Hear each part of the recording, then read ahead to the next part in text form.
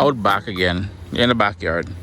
What I want to do is to harvest some of the tomatoes. So I have a whole bunch of San Marzano there. I have some aroma tomatoes in between here, ripe ones, and back here I have a whole bunch of cherry and grape tomato ripe ones in there. So I'm looking for about, I'll see how much I can get. But anyhow, over here is my Scotch Bonnet peppers. So if we go down into the bush here, you'll see there's a beauty. I'm gonna pick a couple of these anyways, and we're gonna go inside and cook up something.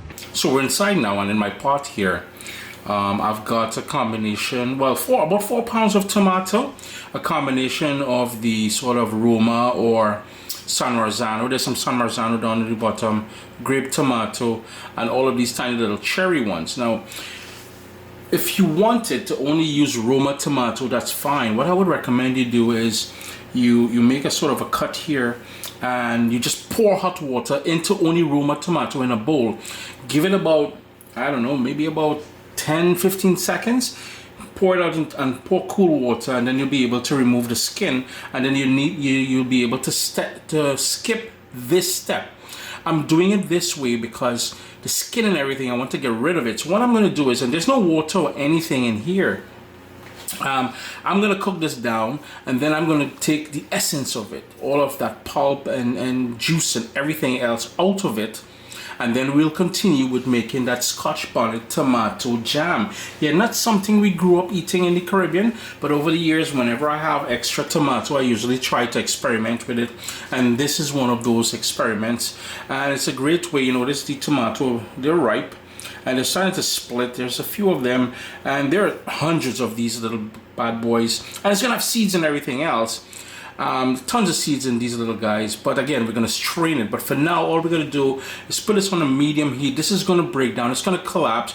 We're gonna squish it, potato masher, whatever you have, and then we'll strain it, and then we'll get to making the actual jam. Yeah, tomato jam, you don't really think about it, but you add that little, you're gonna see the flavors we added in here with that Scotch Bonnet in there. If you don't have Scotch Bonnet, yes, you can always rock the habanero. That fruity flavor combined with the heat of the habanero works perfect as well. So no, you don't have to go and beg people for Scotch Bonnet if you have habanero. I did not add any liquid to this. It's just been boiling on its own. What I'm gonna do now is remove the lid altogether. I had it on that with the lid on just to bring it up to a boil. And you see all of that liquid that's coming out there? That's gonna be part of the essence of this lovely tomato jam. Well, Scotch Bonnet tomato jam. All you want to do is keep giving it a stir so it doesn't burn on the bottom there. There's natural sugars in tomato which may want to burn on you, so ever so often give it a little stir.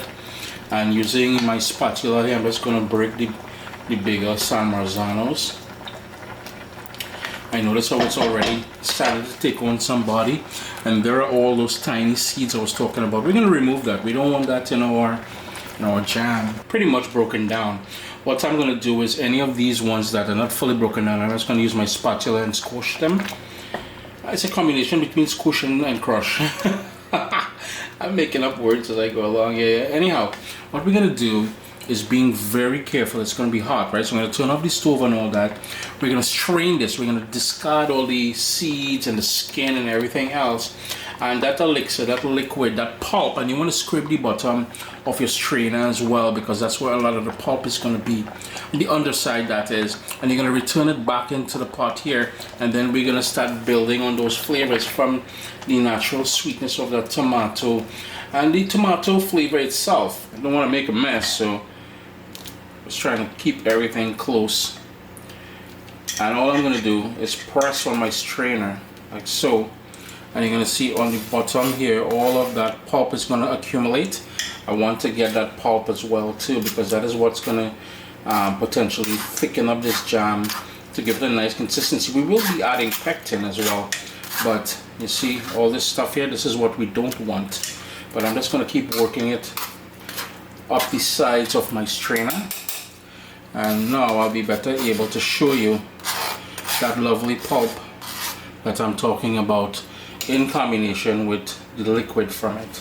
I'm just gonna go ahead and do this. It's gonna take me a minute or two, so there's no need for you all to stick around just watching me play with this tomato here. Gentle, and pour that into the pot. It's the same pot.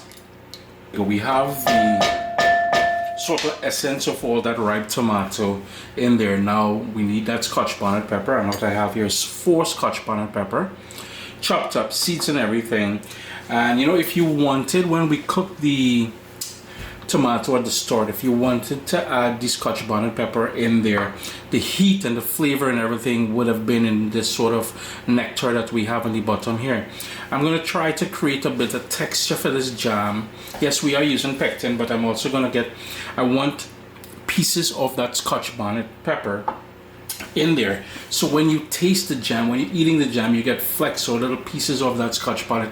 This is not for the kids unless your kids love spicy stuff. Ladies and gentlemen, please be aware this is a spicy jam. Don't be fooled by the fact that we're going to have sugar and everything else in there. It is going to be bonnet pepper,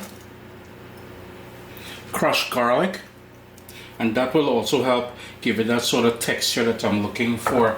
Got a bit of garlic left back in here. The full list of ingredients will be posted over at CaribbeanPot.com. The entire recipe, that is, in a printable format, will be over there within the next 48 hours or so. Some grated ginger, salt, plain old white vinegar, some apple cider vinegar.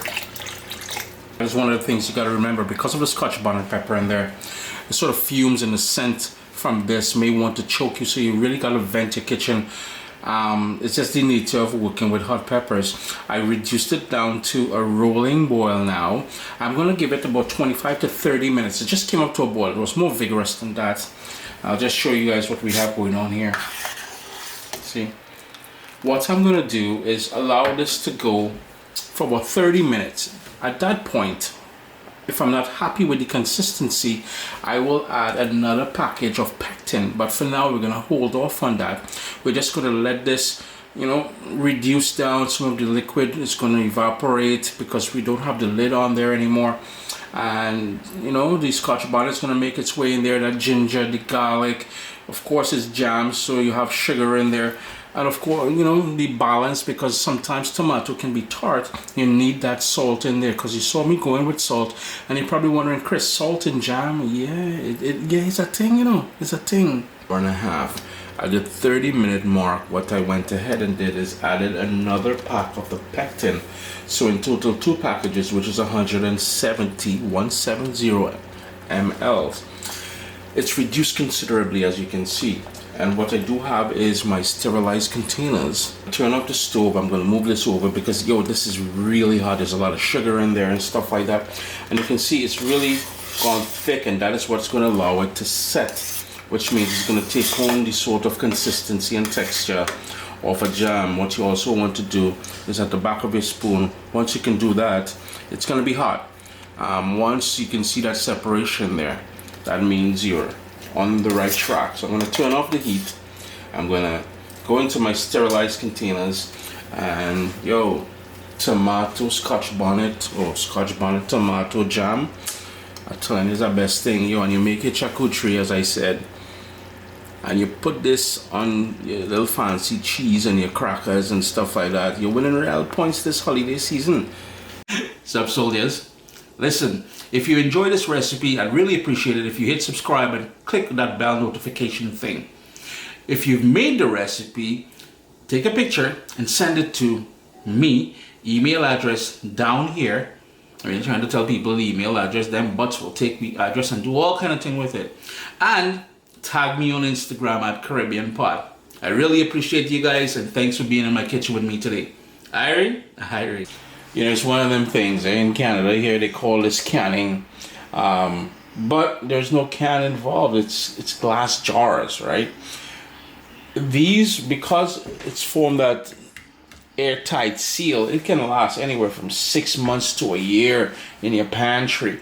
Once you open it, you would keep it in the fridge.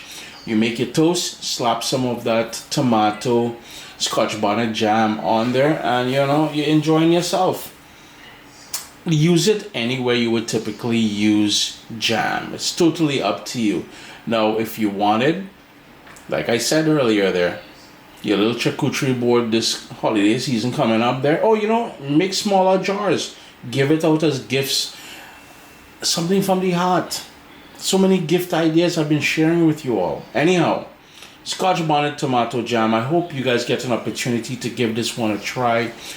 I mean, it takes a while, but it is so well worth it, and it's something handmade, and you know, and sweeten it the way you would sweeten your stuff if sugar is not your thing. And you can cut back on the sugar as well. But you do need sugar in there. It's a jam after all. Alright? Alright.